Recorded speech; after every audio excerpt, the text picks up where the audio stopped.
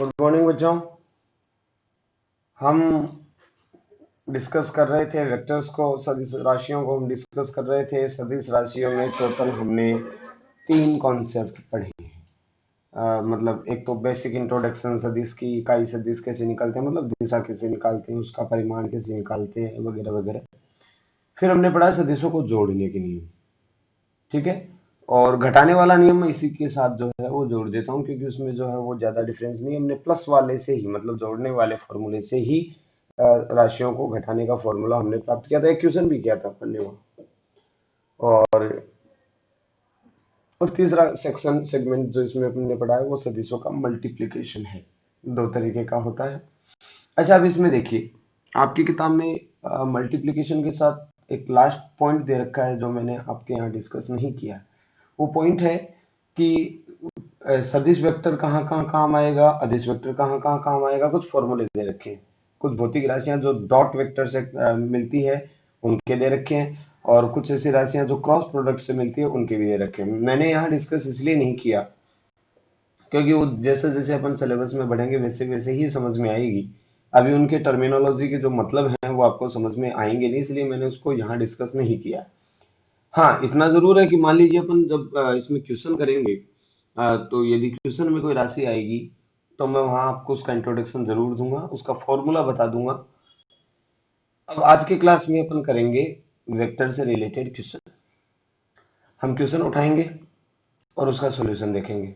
आपके लिए सजेशन है कि मैं जो सॉल्यूशन दूं उस सॉल्यूशन से पहले आप उस क्वेश्चन को खुद ट्राई करने की कोशिश कीजिए, और बाद में उसका सॉल्यूशन देखिए, सही या गलत का मिला मैच कीजिए। या फिर यदि आपसे नहीं बन रहा है वो क्वेश्चन तो आप उसको देखिए कि आपने वो कहाँ गड़बड़ कर दी। थोड़े बहुत क्वेश्चन अपन ने किए हैं। अच्छा, मैं बेसिक से शुरू करूंगा। पहले आपके बुक के लेवल से रिलेटेड क्वेश्चन उठाएंगे, फिर थोड़े अपन 2-4 क्वेश्चन अच्छे लेवल के भी इसमें उठाएंगे।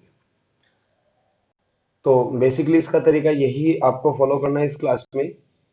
सबसे पहले जैसे ही मैं क्वेश्चन लिख दूं, आप उसको खुद ट्राई कीजिए, सॉल्यूशन मत देखिए। सॉल्यूशन तभी देखिए जब आप उस क्वेश्चन को कर लेते हैं, या फिर आपसे ये नहीं बनता है तब आप सॉल्यूशन में जाइए और चेक कीजिए कि आपने कहाँ क्या मिस्टेक की। समझ में आ रही बच्चों? तो चलिए चलते हैं अपन आज की अपनी क्लास में। थोड़ा सा हो सकता है अपन इसके लिए 2 क्लासें लें, क्योंकि वेक्टर मैं बहुत इंपॉर्टेंट टॉपिक मानता हूँ। तो इसको सॉल्व करने के लिए अपने को प्रैक्टिस बहुत अच्छी करनी पड़ेगी। तो इससे रिलेटेड अपन आज क्वेश्चन करेंगे। हो सकता है कल की क्लास में भी अपन इसी से रिलेटेड क्वेश्चन करें, फिर अपन आगे बढ़ेंगे। चलिए चलते हैं अपने बोर्ड पे, और ये कल का अपना वाला पार्ट है, इसको अपन कर लेते हैं क्लियर।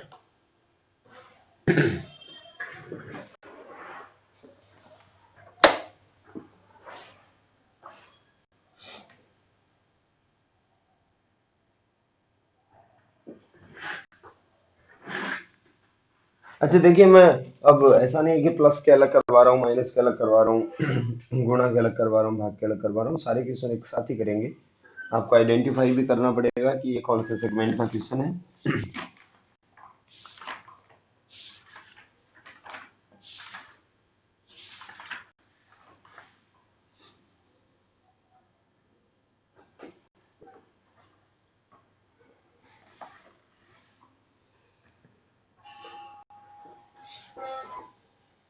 देखो, हर चीज एक्सप्लेन करूंगा। पहले आपके बुक से ही उठा लेता हूँ, फिर अपन चलेंगे। बुक के क्वेश्चन पहले करवा देते हैं, बाद में अपन चलेंगे। कुछ जो मैंने पहले करवा रखे हैं वो उनको मैं नहीं शामिल करूंगा यहाँ पर।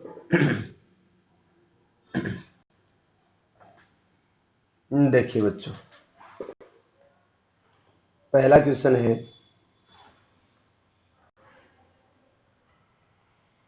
और ये आपकी बुक से ही मैंने उठा रहा हूं मैं इस क्वेश्चन को। 2 सदिश दे रखे हैं इसमें, 2 बल दे रखे हैं।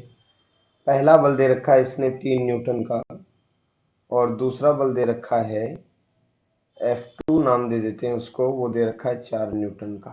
ठीक है, और ये कहा गया है कि ये दोनों एक दूसरे के लंबवत कार्य करते हैं, एक दूसरे के लंबवत कार्य करते हैं। जानना चाहता है परिणामी परिणामी बल का मान व दिशा। तो देखिए, सबसे पहले कुछ इसका सॉल्यूशन यूं ओपन करेंगे, फॉर्मूला वगैरह आपको सब पता है, कोई दिक्कत वाली बात नहीं है, धीरे धीरे सब समझ में आ जाएगा। एक तो 4 न्यूटन है और एक 3 न्यूटन है, दोनों के बीच का कोण 90 डिग्री, ऐसा आपने को क्वेश्चन में दिया हुआ है। ठीक है, तो परिणामी जान लेते हैं पहले। आर का फॉर्मूला क्या होता है, root of P square Q square, तो यहाँ F N square plus F two square plus, चलो अपन परिणामी को भी एफ नाम दे देते हैं रिजल्टेंट की जगह। परिणामी बल एफ बराबर F one square plus F two square two F one F two cos theta. देखो यहाँ पे सारी वैल्यू लिख दो, आपको क्लियर हो जाएगा ये। 4 का स्क्वायर 3 का स्क्वायर प्लस 2 गुणा 4 गुणा 3 और साथ में आ जाएगा cos 90। आपको याद है क्या cos 90 की वैल्यू क्या होती है? cos 90 की वैल्यू होती है 0। तो cos 90 की वैल्यू 0 होगी तो ये सिर्फ दो पद बचेंगे जवानों, तो दो पद बचेंगे तो ये बचा 16 और ये बचा 9 और ये बचा अंडर रूट 25 और अंडर रूट 25 का मान आता है 5 न्यूटन। चलिए, 3 न्यूटन और 4 न्यूटन थे तो रिजल्टेंट 5 न्यूटन आएगा, इसमें कोई दिक्कत नहीं है, रिजल्टेंट अपने पास आ गया 5 न्यूटन। अब ये कह रहा है दिशा। दिशा का मतलब होता है इकाई सदिश ज्ञात करो, लेकिन किसका इकाई सदिश ज्ञात करें? यदि मुझे यदि मुझे आर, ये जो रिजल्टेंट आया है 5 न्यूटन, इसका इस तरह का मान होता है के प्लस वाई जे के प्लस जेड के, इस तरह का मान मेरे पास यदि होता तो मैं इसका इकाई सदिश निकाल देता। लेकिन यदि ऐसा नहीं हो तो बेसिकली कॉन्सेप्ट है, या तो आपको कोऑर्डिनेट फॉर्मेट में दिया जाएगा, कोऑर्डिनेट फॉर्मेट में आपके पास कोई सदिश और उसकी दिशा पूछी हो तो आपको निकालनी है इकाई सदिश। और यदि कोऑर्डिनेट फॉर्मेट में नहीं हो, मान मान हो, तो फिर दिशा पूछिए तो आप उसका एंगल निकालो, एंगल से पता लग जाएगा। तो देखो यहाँ कहानी कुछ ये समांतर चतुर्भुज नियम के टाइप बन रहा है, तो इसका विकर्ण जो इस तरह से जाएगा ये अपना परिणामी होगा। यदि आप इस एंगल को निकाल दें तो आपका काम बन जाएगा। हालांकि मैंने आपको ये बताया हुआ है, लेकिन फिर से यहाँ मैं समझा देता हूँ सॉल्यूशन में, सारी चीजें मैं दोबारा समझाता जाऊंगा। देखिए क्या कहानी है। कहानी यह है जवानों कि यहां से इसको परपेंडिकुलर डालो, ये इसका कौन सा पार्ट हुआ? एक्स पार्ट हुआ, है ना? कोई दिक्कत इसमें? क्लियर है? अच्छा चलो, ये एक्स पार्ट वाई पार्ट भी नहीं कर सकते, इसके लिए तो अपने पास इसके लिए अपने पास डायरेक्ट फॉर्मूला है, डायरेक्शन के लिए अल्फा का फॉर्मूला है अपने पास। क्या है? तो देखो, सॉरी बच्चों,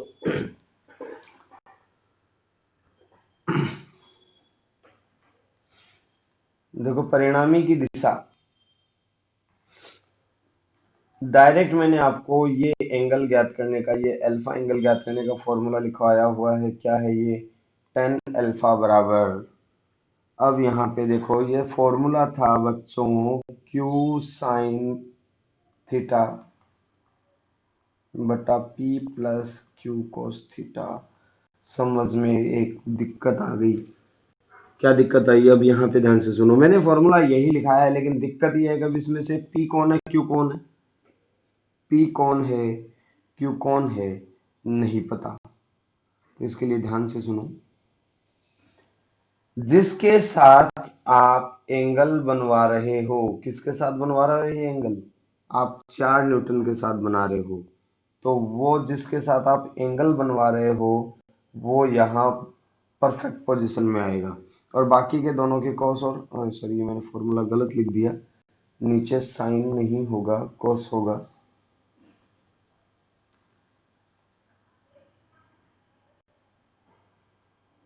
ठीक है, मैंने कहा कि इनमें से आपको पी और क्यू तो पता ही नहीं है, वहां तो अपन पी और क्यू लिख रहे थे, यहाँ क्या पता कौन पी और कौन क्यू है।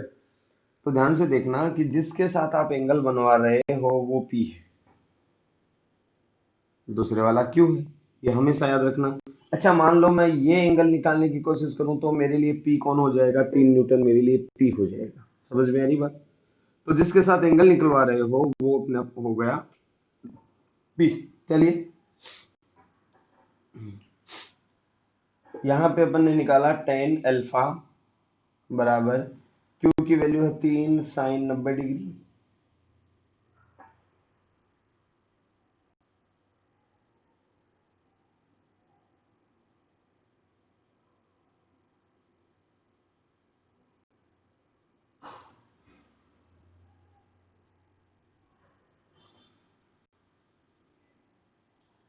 बच्चों इस क्वेश्चन में मैंने थोड़ा सा मिस्टेक कर दी है। क्या मिस्टेक किया, कोई दिक्कत वाली बात नहीं है। मतलब आंसर गलत नहीं आएगा लेकिन आपकी किताब से वो मैच नहीं करेगा। देखो क्या है, इन्होंने 3 और 4 दिया है, तो मैं आपको किताब को फॉलो कर रहा हूँ। हालांकि जो मैं सॉल्व करूंगा वो सही सॉल्व होगा, उसमें कोई दिक्कत नहीं है। आप इससे एंगल निकाल लो चाहे इससे एंगल निकाल लो, कोई फर्क नहीं पड़ता इससे। लेकिन जो किताब का आंसर है मैं उसी तरह से जो है वो इसको काम में ले लेता हूँ। किताब वाले ने जो है वो यहाँ इसको 3 न्यूटन ले रखा है और इसको 4 न्यूटन ले रखा है, तो इसमें कोई दिक्कत वाली बात नहीं है, ये अपन इसमें से शामिल कर लेते हैं। 3 और 4 दे रखा है, ना कि 4 और 3। हालांकि कोई फर्क नहीं पड़ेगा। तो चलिए अपने हिसाब से ये 3 के साथ एंगल पूछ रहा है, इसने जो क्वेश्चन पूछा है ना परिणामी, तो अपन वो 4 के साथ बता दे तो बात तो एक ही थी। चलिए कोई दिक्कत नहीं। अरे ऐसा मत समझना कि ये जो है वो हमने गलत कर दिया, नहीं आपकी मर्जी। आप कहेंगे कि सर हमें कैसे पता लगेगा कि कौन सा 3 लिखना है कौन सा 4 लिखना है। कोई फर्क नहीं पड़ता, आपका जो आंसर आता तो आप कह देते कि ये 4 के साथ है। अब जो आंसर निकलेगा वो 3 न्यूटन के साथ निकलेगा, है ना, तो वो दोनों में कोई डिफरेंस नहीं है। जो अभी अपन आंसर निकालते वो 4 न्यूटन के साथ आता, और ये जो आंसर आएगा वो 3 न्यूटन वाले बल के साथ कौन आएगा। ठीक है, तो दोनों सेम है, मैंने सिर्फ इसलिए चेंज कर दिया ताकि आप जब इसको किताब से पढ़ें तो जो है वो आपका जो आंसर मैच हो जाए, उसी फॉर्मूले को मतलब उसी तरीके से फॉलो उसको मैं कर रहा हूँ। तो परिणामी 3 न्यूटन के साथ किताब वाले ने निकाला है, जो मैं निकाल रहा था वो 4 न्यूटन के साथ एंगल निकाल रहा था। दोनों सही थे, दोनों का जो है एड वो 90 डिग्री आ जाता, कोई दिक्कत नहीं है, लेकिन मैं फॉलो उसी को कर रहा हूँ। चलिए तो ये अपने पास अब हो गया, मैं यहाँ पे लिख देता हूँ। कितना आएगा ये, अपने पास ये आ जाएगा 4 sin 90 अपॉन 3 + 4 cos 90। cos 90 की वैल्यू हो जाती है 0, तो ये बचेगा 4/3। 4/3 बहुत फेमस वैल्यू है, इसकी वैल्यू आती है 1.33। यहाँ से आप अल्फा बराबर निकालेंगे 10 इनवर्स 1.33। ये बच्चों 1.33 आपको बहुत जगह काम आएगा, है ना। 1.33 आपको बहुत जगह काम आएगा। ये वैल्यू जो है वो आएगी 53 डिग्री की, 53 पॉइंट समथिंग डिग्री है, तो मैं इसको एग्जैक्टली जो है वो 53 डिग्री की आप वैल्यू इसको याद रखिए। ये 53 डिग्री की वैल्यू है। और यदि मैं उधर से निकालता तो जैसे मैंने सोल्व कर रखा था वैसे निकालता तो वो आता 10 अल्फा बराबर 3/4।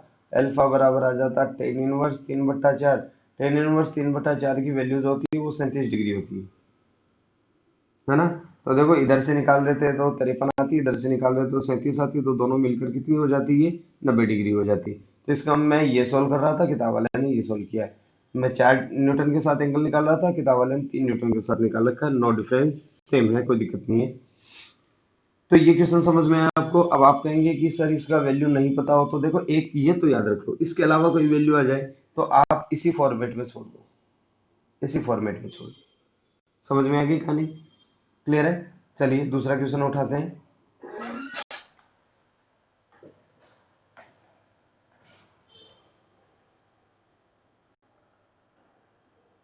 ए वेक्टर आपको दे रखा है 5i cap plus 2j cap. इसका परिमाण व दिशा आपको निकालनी है। तो देखो परिमाण तो सिंपल सा है, मॉड ऑफ ए बराबर कितना आ जाएगा, under root of 5 square plus 2 square, तो ये आ जाएगा 25 प्लस 4,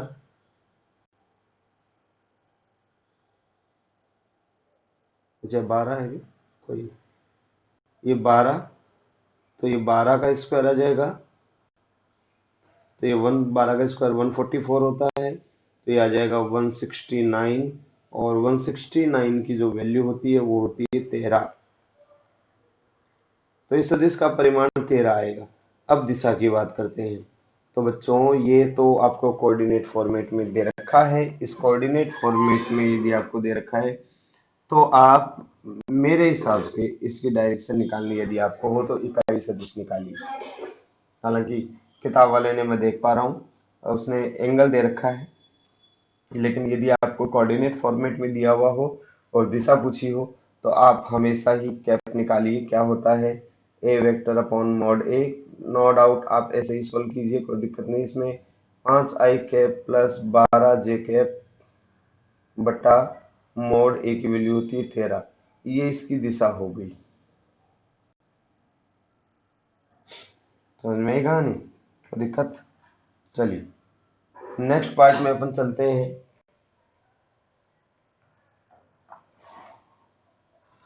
अब देखो एक क्वेश्चन इसने कुछ यूं दे रखा है जिसमें आपको एक फॉर्मूले की जरूरत पड़ेगी। देखिए क्या है, ये कह रहा है कि इसके पास चुंबकीय क्षेत्र का जो मान है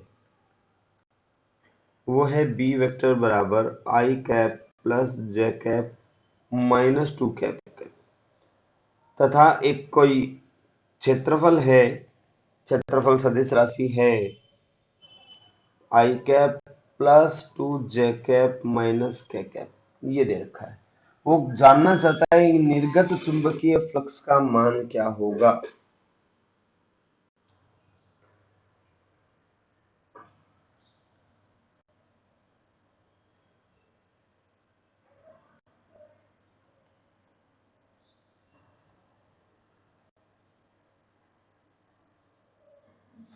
निर्गत चुंबकीय फ्लक्स का मान क्या होगा? तो देखो बच्चों, अब ये निर्गत चुंबकीय फ्लक्स आपके लिए तो एकदम नया वर्ड है कि ये चुंबकीय फ्लक्स क्या होता है, चुंबकीय क्षेत्र नया वर्ड है ना?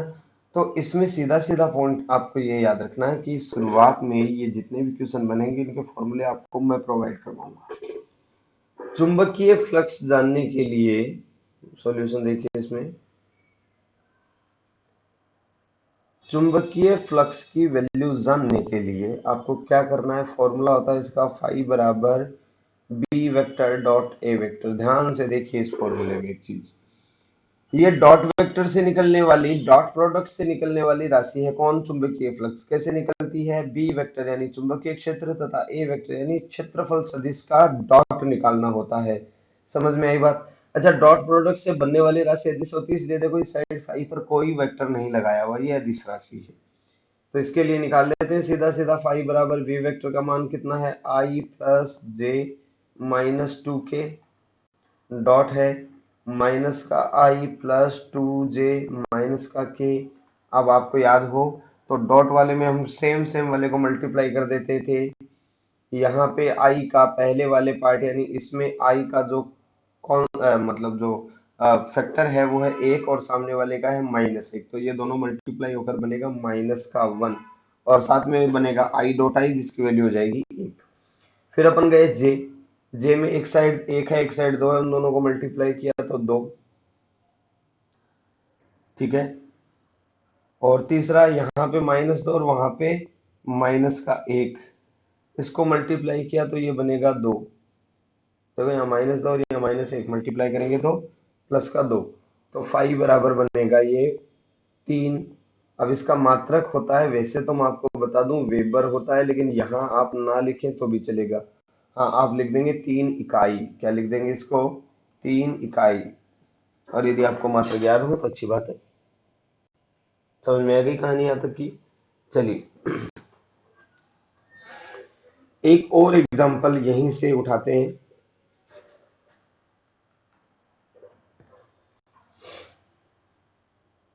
इस क्वेश्चन को मैं, ये कह रहा है कि एक कोई वस्तु है जिसका रेखीय संवेग रेखीय संवेग, आप डरो मत इन सब चीजों से कि ये संवेग वगैरह क्या है, यहाँ अपने को इससे कोई लेना देना नहीं, यहाँ हमें सिर्फ सदिश वाला पार्ट चाहिए। जैसे विमाओं में मैं आपको कहता था कि सिर्फ अपने को क्या चाहिए, उसका फॉर्मूला चाहिए, तो वैसे ही यहाँ अपने को सिर्फ सदिश वाला पार्ट चाहिए। बाकी इन सब का मतलब जो है वो नेक्स्ट चैप्टर में आ जाएगा। अपन वहां से कर लेंगे इसको, कोई दिक्कत नहीं है। चलो बच्चों, देखिए रेखीय संवेग दे रखा है आपको, पी वेक्टर बराबर आई कैप माइनस का 2 जे कैप प्लस का 5 के कैप।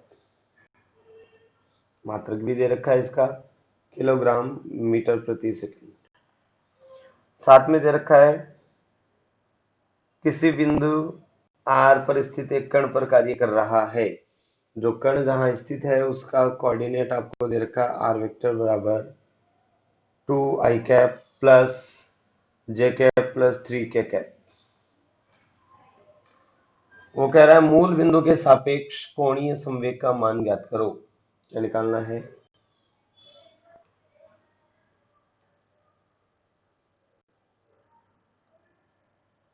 मूल बिंदु के सापेक्ष कोणीय संवेग।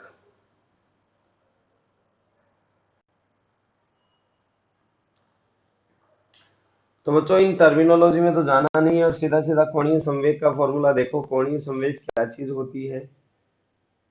तो कोणीय संवेग जो है उसका फॉर्मूला होता है जे वेक्टर बराबर R vector cross P vector. मतलब क्या हुआ, ये क्रॉस प्रोडक्ट से मिलने वाली राशि है। किनके क्रॉस प्रोडक्ट से मिलेगी? एक तो आर यानी उसकी जो पोजीशन है उससे, और एक पी यानी उसका जो वेक्टर है उससे। तो जे वेक्टर बराबर आर वेक्टर क्रॉस से पी वेक्टर। क्या बनेगा ये? जे वेक्टर बराबर R vector cross P vector निकालते हैं। आर वेक्टर की वैल्यू रखो। तो देखो इसके लिए मैंने आपको बताया कि, सॉरी बच्चों थोड़ा सा डिस्टर्बेंस चल रहा है। जे वेक्टर को सोल्व करने के लिए मैंने आपको बताया कि एक सारणिक बना लो, आई जे और के लिख दो। फिर उस पार्टी के डाटा लिखो जो पहले है। पहले कौन है? आर है, तो आर के डाटा लिखो। कितने हैं? 2 हैं, 1 है, 3 है। फिर पी के लिखो। कितने हैं? 1 है, -2 है और 5। अब अपन वैल्यू सॉल्व करते हैं जे वेक्टर की। सबसे पहले आई रखा, तो ये लाइन छोड़ दी, ये कॉलम छोड़ दिया, ये इससे मल्टीप्लाई किया तो 5, और माइनस लगाया, ये इससे मल्टीप्लाई किया तो -6। तो -6 ये उसके साथ प्लस का बन जाएगा। समझ में आ रही बात? इनको चलो हटा देता हूं मैं। तो ये कितना बनेगा? एक साइड तो 5 और एक साइड +6। फिर जे के साथ माइनस लगाया, माइनस लगा के देखा, ये छोड़ दिया, ये छोड़ दिया, ये इससे मल्टीप्लाई हो जाएगा 10 -3 है ना। तो ये देखो मैं इसको तो हटा देता हूँ। तो यहाँ बन रहा है 10 -3 और ये प्लस का के, इसको छोड़ दो, इसको छोड़ दो, तो ये बनेगा -2, सॉरी -4 और -1। तो इधर से मल्टीप्लाई किया तो -4, फिर बीच का माइनस और मल्टीप्लाई किया तो 1। तो क्या वैल्यू आ रही है जे वेक्टर की? ये आ रही 11 i कैप -7 जे कैप और -5 के कैप। इतना कोणीय संवेग आएगा। अब आप भूल जाओ कि कोणीय संवेग जो है वो वास्तव में क्या चीज होती है। यहाँ सिर्फ अपने को उसका फॉर्मूला चाहिए था, अपन ने फॉर्मूला कहीं से लाए और अपन ने सदिश को सॉल्व। क्लियर है बच्चों बात? तो ये कुछ क्वेश्चन जो है वो मैंने आपकी किताब से ही उठाए हैं। कुछ क्वेश्चन जो है वो आप भी सॉल्व करेंगे। हाँ, उनमें से कुछ यदि आपको डाउट रहे होंगे तो आप मुझसे बेशक पूछिए, कोई दिक्कत वाली बात नहीं है। सदिश से रिलेटेड कोई भी आपका डाउट हो तो आप उस क्वेश्चन का जो है वो सॉल्यूशन पूछ सकते हैं। आपकी किताब का हो चाहे इधर उधर का कहीं का हो, आप उसका सॉल्यूशन जो है वो कमेंट में पूछ सकते हैं। चलिए बच्चों, अब कुछ और क्वेश्चन अपन करते हैं सदिश से रिलेटेड। मान लीजिए आपको कहा जाता है कि F1 बराबर 6 न्यूटन व F2 बराबर 4 न्यूटन के परिणामी के फलस्वरूप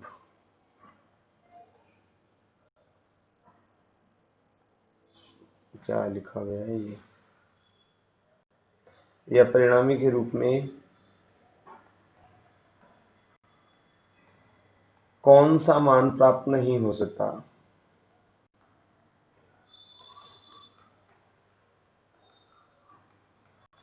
आपकी सुविधा के लिए इसके मैं ऑब्जेक्ट जो है वो इसको ऑब्जेक्टिव बना देता हूँ। आप ले लीजिए, एक तो 11 न्यूटन ले लीजिए, एक ले लीजिए 5 न्यूटन, एक ले लीजिए 4 न्यूटन, एक ले लीजिए 6 न्यूटन, एक ले लीजिए 1 न्यूटन, एक ले लीजिए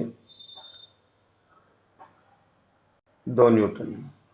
बहुत सारे अपन ने ऑप्शन ले लिए, 4 नहीं लिए, बहुत सारे लिए, क्योंकि इसको इस तरह से सोल्व करना पड़ेगा, तो फिर देखेंगे कि कौन कौन सा नहीं। तो आपको मैंने आपको बताया था इसका सॉल्यूशन। देखो सारे कॉन्सेप्ट हमने किए हैं, यहाँ सिर्फ मैं उस कॉन्सेप्ट को रिवाइज करवा रहा हूँ। आपने वो क्लासें देखी हैं तो अच्छी बात है। यदि आपने वेक्टर की डिटेल्ड क्लासें नहीं देखी तो पहले आप वेक्टर की डिटेल क्लासें देखिए, मैं आपको ये सजेस्ट करता हूँ। उसके बाद क्वेश्चन पर आइए ताकि ये क्वेश्चन आपको समझ में आए। तो बच्चों मैंने आपसे ये कहा था कि दो सदिशों के मैक्सिमम के रूप में आपको क्या मिल सकता है। रिजल्ट के मैक्सिमम के रूप में आपको r प्लस ए प्लस बी मिलेगा, और मिनिमम के रूप में आपको मिलेगा a माइनस बी। अब यहाँ पर देखिए कि ये f मैक्सिमम निकालूं तो ये बनना चाहिए f1 प्लस f2, यानी कि f मैक्सिमम की वैल्यू बननी चाहिए 6 प्लस 4 यानी कि 10 न्यूटन। और एफ मिनिमम की वैल्यू निकालूं तो कितनी आनी चाहिए, F one minus F two.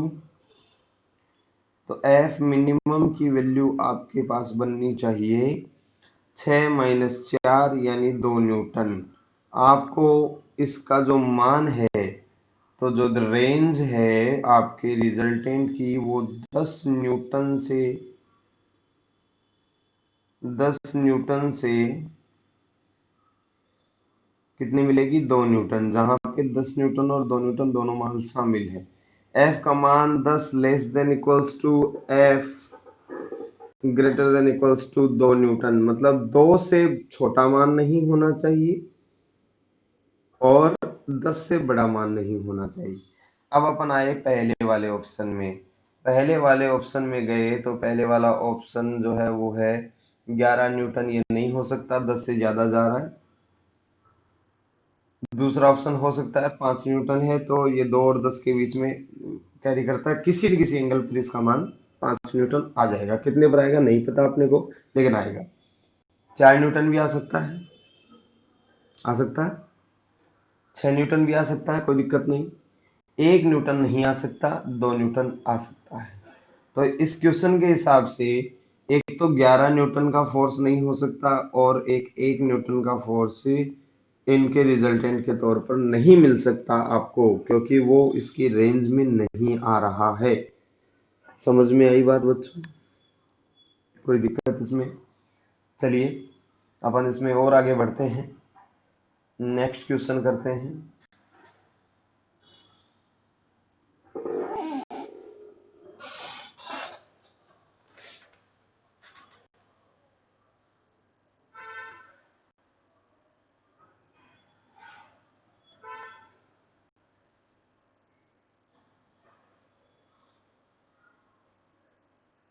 Next question है, दो बलों F1 बराबर 4 न्यूटन व F2 बराबर 4√2 न्यूटन के परिणामी द्वारा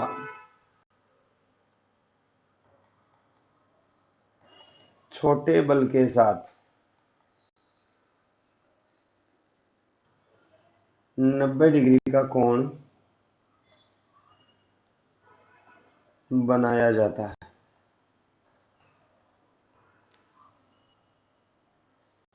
दोनों बलों के मध्य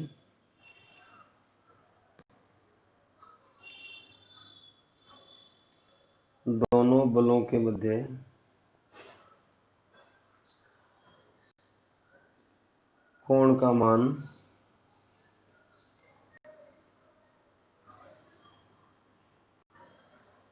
कितना होगा। चलो तो क्या कहा हुआ है, ध्यान से सुनिए। दो बल दे रखे हैं, 4 और 4 √2, इनमें से छोटा कौन है? 4 न्यूटन छोटा है, बड़ा कौन है? 4 √2 न्यूटन बड़ा है, क्योंकि √2 का मान होता है 1.414। तो 4 को 1.414 से मल्टीप्लाई करेंगे तो वो वैल्यू बड़ी आ जाएगी। परिणामी द्वारा छोटे बल के साथ 90 डिग्री का कोण बनाया जाता है। ठीक है, वो जानना चाहता है कि इन दोनों बलों के बीच का कोण कितना है। तो देखिए बहुत आसान सा क्वेश्चन है, घबराने की जरूरत ही नहीं है। सबसे पहले हम बना लेते हैं। तो हमारा ये 4 न्यूटन है और ये हमारा 4 √2 न्यूटन है। अब आप कहेंगे कि ऐसे क्यों बनाया भाई? ऐसे इसलिए बनाया क्योंकि परिणामी यहाँ लाई कर रहा है, ये अपने को दिया होगा कि ये 90 डिग्री का कोण बना रहा है इसको, और अपने को निकालना क्या है? अपने को निकालना इन दोनों के बीच का एंगल, इसको अपन थीटा नाम दे देते हैं। डायग्राम समझ में आया क्या हो रहा है? अरे समझ में है ना, एक 4 न्यूटन है और एक 4 √2 न्यूटन है। सीधी सीधी कहानी है कि इसका परिणामी छोटे के साथ नंबर बना है, तो परिणामी ऐसे जो मैंने नीले लाइन में बना रखा है वो परिणामी है। तो फिर 4 √2 न्यूटन उधर कहीं रहा होगा, है ना, इसलिए मैंने उसको थोड़ा सा उधर बना दिया। तो अब ये कह रहा है कि ये इसके साथ परिणामी इसके साथ कितने डिग्री का कोण बनाता है? 90। तो देखो, परिणामी द्वारा 4 न्यूटन के साथ बनाए गए कोण का सूत्र लगाओ। परिणामी द्वारा 4 न्यूटन के बल के साथ बनाया गया कोण, कहानी बहुत बड़ी है। कैसे है? फॉर्मूला वही है, टेन अल्फा बराबर Q sine theta upon P plus Q cos theta. पहचानो पी कौन है, क्यू कौन है। जिसके साथ एंगल बन रहा है वो पी है, दूसरे वाला क्यू है। तो एंगल किसके साथ बन रहा है? 4 न्यूटन के साथ बन रहा है। तो ये देखो, हम लिख देते हैं इसको। क्यू तो अपने पास है 4 √2 sine theta upon 4 + 4 √2 cos theta बराबर कितना दे रखा है? टेन 90। अरे भैया, टेन 90 का मान होता है अनंत। टेन 90 का मान कितना होता है? अनंत होता है। टेन 90 का मान अनंत होता है भैया। तो भैया इसको हमने लिख दिया अनंत बराबर 4 √2 sine theta upon 4 + 4 √2 cos theta. कहानी समझ में आ रही है क्या रे? अरे भैया, क्या कहा इसने? ये कह रहा है दो सदिश है इसके पास, एक का मान 4 न्यूटन है, एक का मान 4 √2 न्यूटन है। इनका परिणामी जो है वो 4 न्यूटन यानी छोटे वाले बल के साथ 90 डिग्री का कोण बनाता है। पहले तो डायग्राम बनाए, है ना, और उसके बाद मैंने सूत्र लगाए थे कि 4 न्यूटन के साथ जिसके साथ कोण बनता है वो आपके सूत्र का पी है। जिसके साथ कोण बनता है या जिसके साथ कोण आपसे पूछा गया वो आपके सूत्र का पी है। तो 4 न्यूटन के साथ कोण बनता हुआ पूछा तो आपका जो सूत्र है जो है वो पी हो जाएगा, 4 न्यूटन पी हो जाएगा। फॉर्मूला लगाया, इसने 90 डिग्री दे रखा है जिसका मान होना तो 90 का मान होता है अनंत। अच्छा, 90 का अनंत का मतलब होता है 1/0। तो ये इससे मल्टीप्लाई होगा 0, ये इससे मल्टीप्लाई होगा 1, है ना। तो ध्यान से रखो, क्या देखो क्या किया हमने। इसको हमने लिखा है 4 √2 sine theta upon 4 + 4 √2 cos theta का मान हो जाएगा 1/0। अनंत को लिख दिया। तो ये क्रॉस मल्टीप्लाई कर दो तो ये 4, ये वाला इससे मल्टीप्लाई हो जाएगा, तो ये बनेगा 4 + 4 √2 cos थीटा बराबर 0। लो भाई, हो गया काम। 4 √2 cos थीटा बराबर -4, है ना। cos थीटा बराबर -4/4 √2, 4 से 4 कट गया। cos थीटा बराबर -1/√2। अब आपको पता होना चाहिए कि भैया कितनी डिग्री के लिए ये मान -1/2 आता है। तो पहले बात तो ये देखिए कि 1/2 45 का मान होता है ना। 45 का मान होता है, तो ये cos थीटा जो है वो माइनस का आ रहा है। और ये मुझे लग रहा है कि जैसे दूसरे चतुर्थांश में ही तो गया है, तो दूसरे चतुर्थांश में 90 प्लस समथिंग होगा। तो मैं आपको निकाल के दिखाता हूँ, साइड में देखो। cos 135 डिग्री की वैल्यू निकाल के दिखाता हूँ। cos 135 को मैं लिख सकता हूँ cos 1 × 90 + 45 लिख सकता हूँ। सबसे पहले मैंने देखा कि 1 × 90 + 45 मतलब 90 प्लस समथिंग, दूसरे चतुर्थांश में साइन नेगेटिव, एन का मान 1 है तो साइन कॉस में बदल गया, और 45 क्यों कितनी वैल्यू आई, -1/√2। मतलब ये कितनी डिग्री की वैल्यू है भैया, 135 डिग्री की वैल्यू है। तो इन दोनों सदिशों को जो आपको दिए हुए हैं, इन दोनों के बीच का जो कोण है वो 135 डिग्री का कोण है। क्लियर है?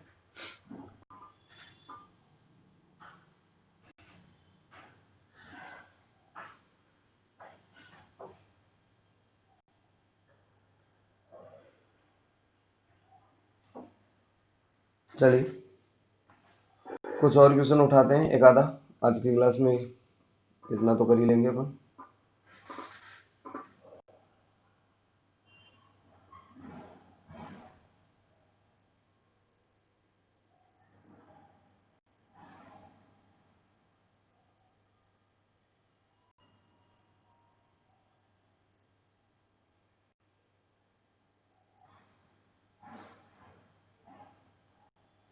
तो एक बहुत फेमस क्वेश्चन है वो उठाता हूँ आपके लिए।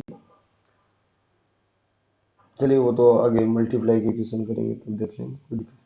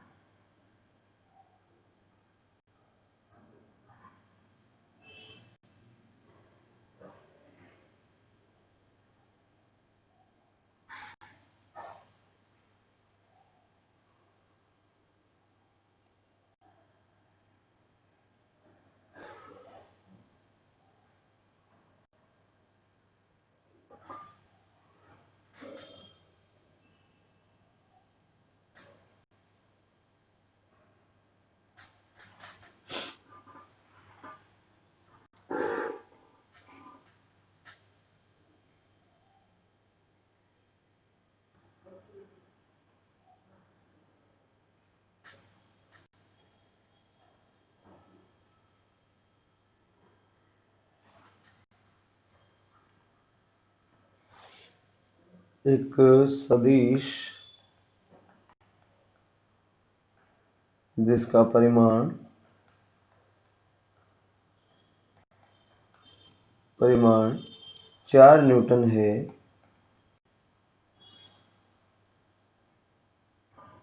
एक्स अक्ष के साथ थीटा एक्सिस के साथ थीटा बराबर 30 डिग्री का कोण बनाता है।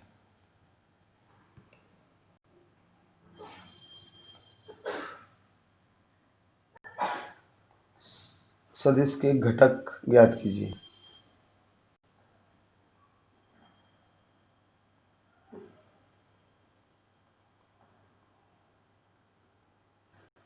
तो देखो सॉल्यूशन, ये तो बहुत बेसिक सा क्वेश्चन है, मैंने दोबारा उस चीज को रिवाइज करने के लिए उठाया। ये एक्स एक्सिस है, ये वाई एक्सिस है, ये आपका सदिश है जिसका मान है 4 न्यूटन, और ये इसके साथ 30 डिग्री का कोण बनाता है। तो जिधर कोण बनाता है उधर यानी एक्स का टुकड़ा तो आएगा ए cos थीटा, और वाई का टुकड़ा आएगा ए sin थीटा। दो घटक हो गए। ए एक्स बराबर आ जाएगा 4 cos 30 डिग्री, और ए वाई आ जाएगा 4 sin 30 डिग्री। ए एक्स बराबर आ जाएगा 4√3/2, और ए वाई आ जाएगा 4 1/2। तो एक्स का घटक आएगा इसका ये 2√3, और y का घटक आएगा इसका 2। ठीक है बच्चों, ये इसके घटक हो गए। तो ये कंपोजिशन भी अपन ने कल पढ़ा था, समझ में ये बात।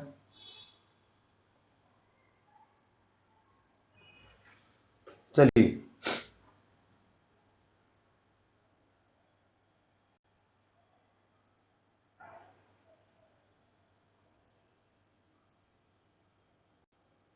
ये कह रहा है, नेक्स्ट क्वेश्चन को अपन थोड़ा सा यहाँ डिस्कस करते हैं, ये लास्ट क्वेश्चन करते हैं। बाकी आपकी आज का सेगमेंट में आपकी किताब के लेवल के ही क्वेश्चन मैंने उठाए हैं। कल हम एक सेगमेंट और करेंगे, कुछ अच्छे लेवल के क्वेश्चन भी इसमें मैं आपके लिए निकाल के रखूंगा। उन क्वेश्चंस को अपन डिस्कस करेंगे। ऑब्जेक्टिव भी हो सकते हैं, सब्जेक्टिव भी हो सकते हैं। 11th क्लास में दोनों टाइप के क्वेश्चन ही जो है वो अवेलेबल होते हैं। चलिए एक बहुत इजी सा क्वेश्चन अपन आज कर लेते हैं। अब इसमें लास्ट में एक व्यक्ति 10 मीटर उत्तर में, फिर 10 मीटर पूर्व में, फिर 10 मीटर पूर्व में जाता है, पूर्व में जाता है। व्यक्ति का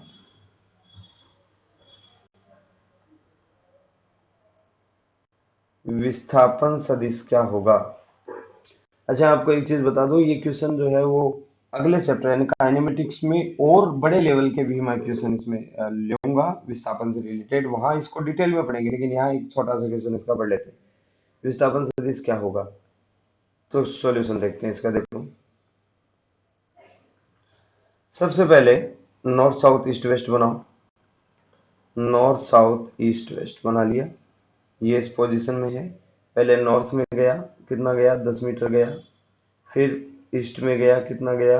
10 मीटर गया, यहाँ पहुंच गया। ये इसका इनिशियल पॉइंट है और ये फाइनल पॉइंट है। इन दोनों के बीच की जो सीधी दूरी है ना, इसको कहते हैं विस्थापन। प्रारंभिक और अंतिम बिंदुओं के मध्य की सीधी दूरी को विस्थापन कहते हैं। ये डेफिनेशन अगले चैप्टर में अपन पढ़ेंगे। अब आपको ये जो डॉटेड लाइन दिख रही है, इसकी वैल्यू भी निकालनी है, इसकी दिशा भी निकालनी है। समझ में आ रही बात? इसकी वैल्यू भी निकालनी, इसकी दिशा भी निकालनी। तो दिशा तो एकदम बेसिक है, ध्यान से देखो। ये कोण 90 डिग्री है और ये भुजा और ये भुजा बराबर है। बराबर भुजा के सामने के कोण बराबर होते हैं, मतलब ये 45 डिग्री के कोण पर है। तो यहाँ से 45 डिग्री के कोण पे है ना, ये देखो 45 डिग्री। यहाँ से 45 डिग्री के कोण में नॉर्थ ईस्ट के ठीक 45 डिग्री के कोण पर कौन सा बनता है? यहाँ बनता है नॉर्थ ईस्ट। कौन सी डायरेक्शन है ये? North east. तो इसकी वैल्यू निकालो पहले। तो वैल्यू बराबर क्या आ जाएगी? विस्थापन नाम दे देते डी। तो डी देखो इसका क्या है? कर्ण है। कर्ण स्क्वायर बराबर आधार स्क्वायर प्लस लंब स्क्वायर है ना? तो इसकी जो वैल्यू है डी बराबर वो आ जाएगी बच्चों √100 प्लस 100। इसकी वैल्यू जब सॉल्व करेंगे तो ये आ जाएगी, देखो 2 × 100। 100 तो अंडरूट के बाहर चला जाएगा, 2 पड़ा रहेगा। अंडरूट के बाहर 100 जाएगा तो 10 बनेगा। √10 √2 इसका मान है। लेकिन आपको सदिश जानना है, सदिश जानने के लिए इसकी दिशा भी चाहिए। मान तो मिल गया, दिशा भी निकालनी, फिर दिशा और दोनों को मल्टीप्लाई करके सदिश निकालेंगे। तो देखो दिशा के लिए तो मैंने आपको बताया हुआ है, नॉर्थ ईस्ट की दिशा होती है I + J / √2। ये नॉर्थ ईस्ट की दिशा होती है ना? तो इन दोनों का वेक्टर निकाल लेते हैं। वेक्टर बराबर क्या होता है? परिमाण गुणा दिशा। हालांकि ये और डिटेल में चले जाएंगे, कोई दिक्कत वाली बात नहीं है, बाद में अपन इसमें। तो डी वेक्टर बराबर क्या बनेगा बच्चों? 10 I cap plus J cap, या फिर इसको ऐसे लिख देंगे 10 I cap plus 10 J cap. तो ये हो गया अपना वेक्टर। तो बच्चों आज की क्लास में हम इतना ही पढ़ेंगे। कुछ क्वेश्चन और हैं, उनको अपन कल डिटेल में लेते हैं। कल के क्लास में कुछ और 4-5 टाइप के क्वेश्चन, देखो मैंने यहाँ पे आज जितने भी क्वेश्चन लिए वो सारे एडिशन से लिए हैं, है ना? इकाई सदिश से लिए हैं।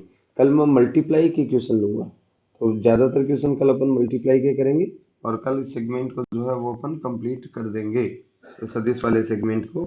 फिर अपन आगे अपनी क्लास जो है वो काइनेमेटिक्स से शुरू करेंगे, डिटेल क्लास पढ़ेंगे।